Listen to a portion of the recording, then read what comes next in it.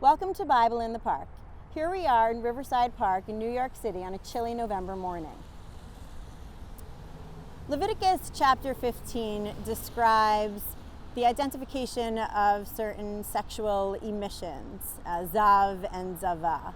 And their description is these are emissions that are abnormal. They're the result of some kind of infection or illness, to be offset from normal sexual emissions of men and women, of menstrual emission, of seminal emission. This is something, it has a similar physical manifestation, but the religious significance is quite different.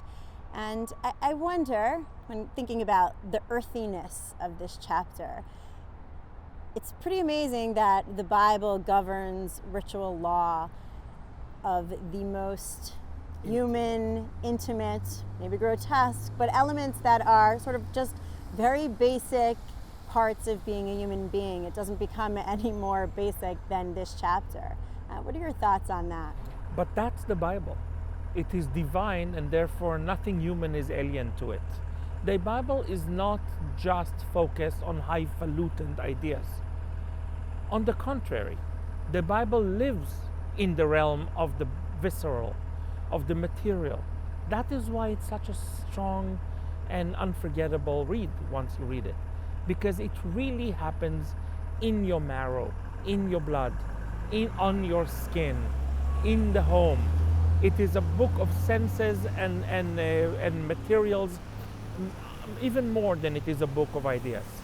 And the same way that we have seen that sin is a material or practical thing, the remedy of sin is sin, material and practical.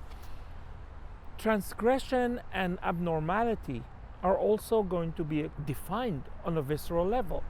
Now, what are all these emissions? Some of them are sexual, some of them are, we don't know what they are. Every time something leaves the body or enters the body, okay, there has to be some kind of an intervention. The boundaries have been desecrated. Something fell out of the order of numbers, the order of details, fell out of order. You must bring it back to order. And it's the ritual law that brings us back into that order. And by the way, it's very important to notice, I know it's very popular to think the Bible is misogynic, which is not. And menstruation is it's terrible because it's impure. It has nothing to do with the fact that it's women and it's menstruation. It's every time a substance leaves the body, a shamanic intervention is needed to bring back the order.